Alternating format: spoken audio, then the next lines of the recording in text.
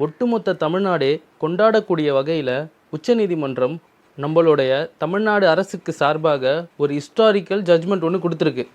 அதுக்கு முதல்ல உச்சநீதிமன்றத்துக்கு நம்ம பெரிய நன்றி சொல்லணும்.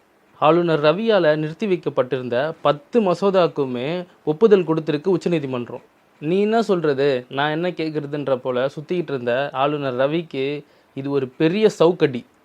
சுப்ரீம் கோர்ட் என்ன சொல்லியிருக்குன்னா, ஆளுநர் இதுக்கப்புறம் 1 மாதத்துக்குள்ளே கண்டிப்பாக முடிவு எடுத்தே ஆகணும்னு சொல்லிடுச்சு.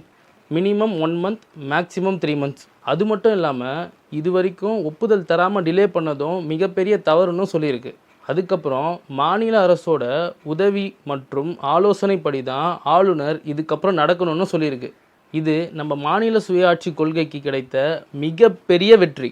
எப்பவும் போலவே இந்தியாவிற்கே இந்த தமிழ்நாடு தான் உதாரணம் என்பதை நம்மளுடைய மாண்புமிகு முதலமைச்சர் தலைமையிலான அரசு மீண்டும் நிரூபிச்சிருக்கு.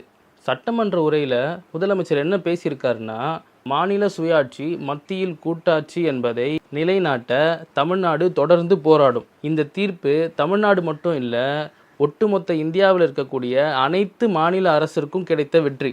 தனக்கு கிடைத்த வெற்றியை எல்லோருக்குமான வெற்றின்னு சொல்கிறது இருக்குல்ல, இதுதான் அவருடைய மாண்பு. இதுதான் பேரறிஞர் அண்ணாவிடமும் தலைவர் கலைஞரிடமும் கற்ற அரசியல் நாகரிகம்.